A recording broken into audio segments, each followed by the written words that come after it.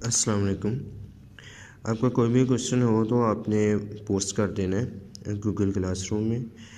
पिछले कोई किसी जो लेक्चर के से कोई भी अगर क्वेश्चन है तो आज जो हमने पढ़ना है नेक्स्ट वो है बाईसाइकिल डायनेमो स्मॉल जनरेटर। ये पुराने साइकिल जब आते थे उनके अंदर ये चीज़ फिट होती थी। ये चीज़ फिट होती थी टायर के साथ। जब टायर घूमता था ऊपर से ये रोटेट होना शुरू हो जाती थी। जब रोटेशन होती थी तो ये चीज़ अंदर मैग्नेट के साथ अटैच थी। मैग्नेट घूमना शुरू हो जाता था और साइडों में कॉइल फिट थी जो कि फिक्स थी।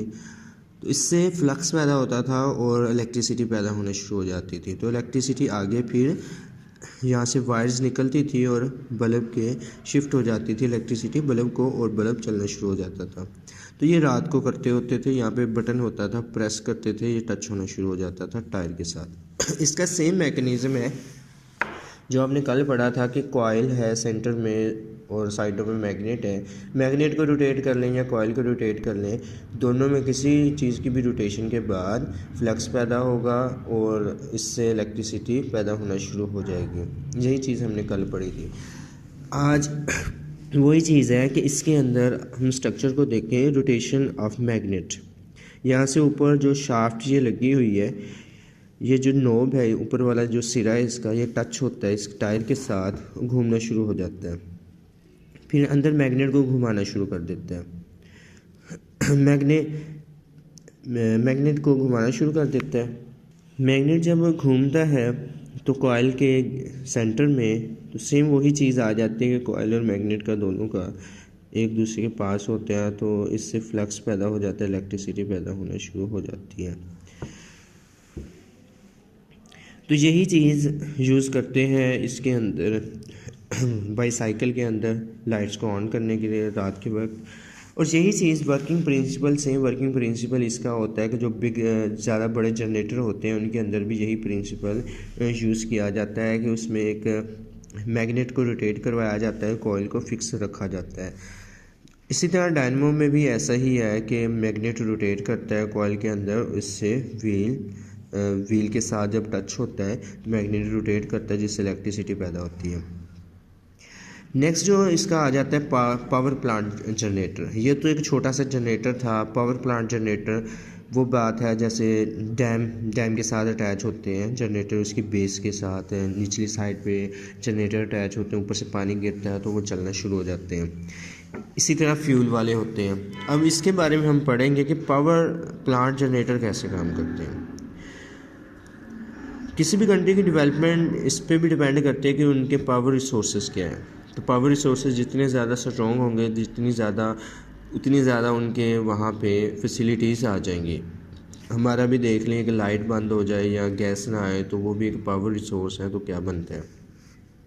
तो इसी तरह इलेक्ट्रिसिटी को हम डोमेस्टिक कमर्शियल यूज़ के लिए करते हैं, इसलिए बहुत ज़रूरी है, हमारे लिए इम्पोर्टेंस रखती है।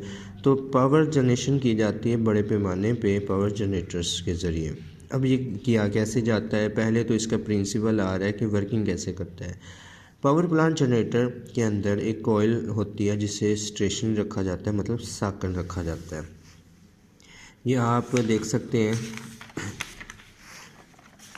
यहाँ पे कि कॉइल जो है वो स्टेशनरी रखी हुई है साइडों पे रखी हुई है स्टेशनरी, मतलब रुकी हुई है, वो रोटेट नहीं कर रही है। और कॉइल को नाम देते हैं स्टेटर का।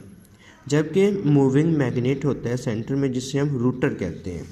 रूटर का मैकेनिक भी लफ्ज़ इस्तेमाल कर रहे होते हैं कि रूटर ख़राब है। रनिंग वाटर, कोई भी जब ये चीज़ होती है, ये चीज़ है एक साइड को लगी होती है ऐसे या फिर ऐसे, तो उसकी रोटेशन ऐसे रखी जाती है कि पानी ऊपर से स्पीड से जब आता है ब्लेड्स पे गिरता है, ब्लेड्स को रोटेट कर देता है। अगर आप साइड से देखें ना तो साइड से ऐसे होगा,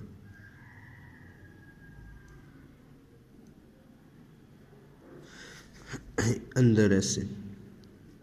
आप सोचें यहाँ पे पानी ऐसे गिरेगा तो क्या होगा। पानी गिरेगा, ये इस तरफ घूमेगा, जितनी स्पीड से पानी ऊपर से आएगा उतनी स्पीड से ये घूमेगा। जब ये घूमेगा अंदर ये शाफ्ट फिट है वो इसको रोटेट करना शुरू कर देगी। जब ये रोटेट करेगी तो इससे इलेक्ट्रिसिटी पैदा होना शुरू हो जाएगी।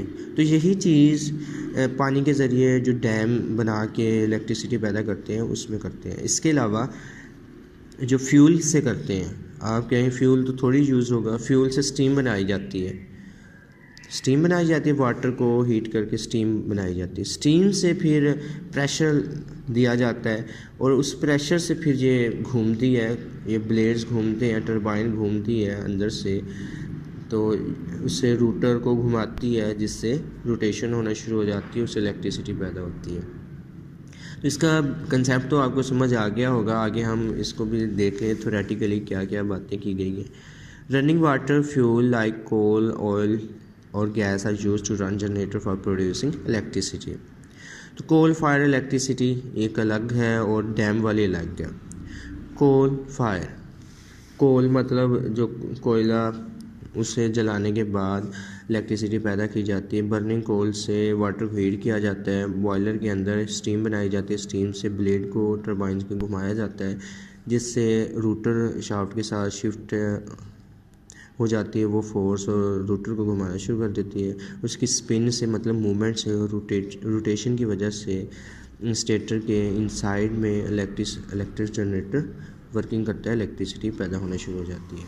दूसरा होता है हाइड्रो। हाइड्रो का वर्ड काफ़ी दफ़ा आया, मैंने बताया भी हुआ है कि हाइड्रो रिलेटेड होता है वाटर के।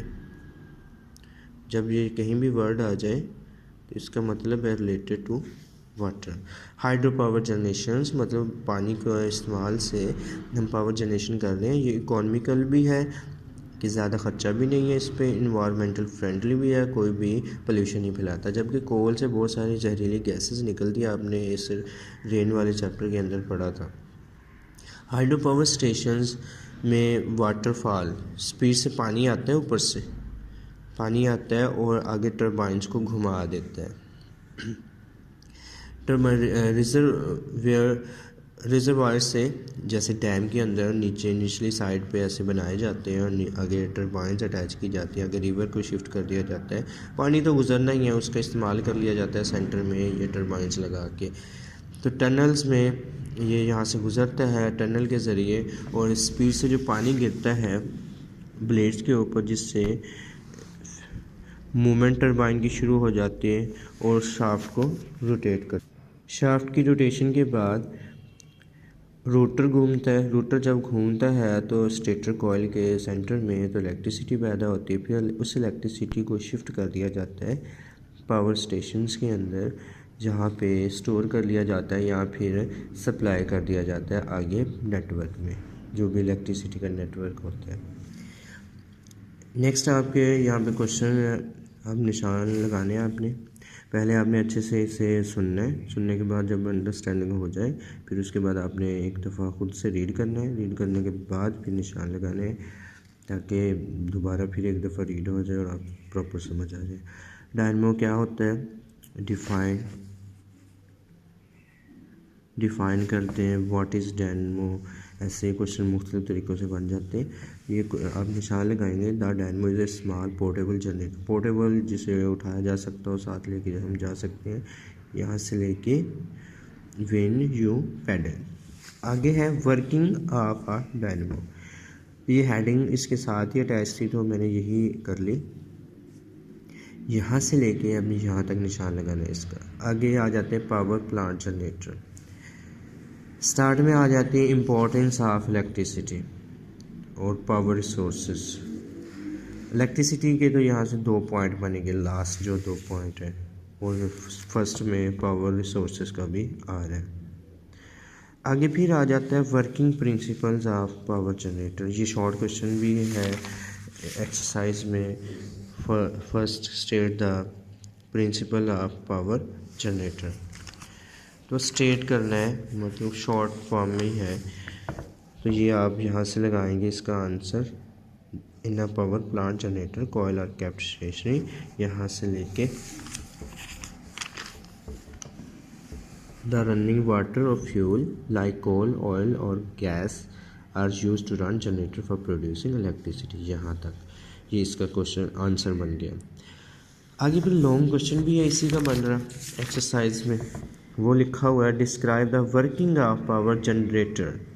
तो वर्किंग में आप मुख्तलिफ जनरेटर की बात कर रहे हैं यहाँ पे।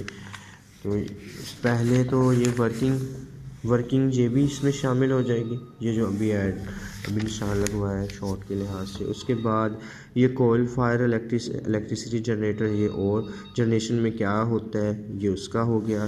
फिर हाइड्रो पावर जनरेशन, ये उसका हो गया दूसरे का। तो ये लॉन्ग क्वेश्चन है, सेकंड वाला है वो लॉन्ग क्वेश्चन है, फर्स्ट वाला शॉर्ट क्वेश्चन है। उम्मीद है आपको समझ आ गई होगी। अगर कोई भी क्वेश्चन हो तो आपने पोस्ट कर देना गूगल क्लासरूम में, मैं आपको गाइड कर दूंगा। याद कीजिएगा साथ साथ, ताकि ज़्यादा जमा ना हो जाए बाद में याद नहीं होगा। अल्लाह हाफिज़।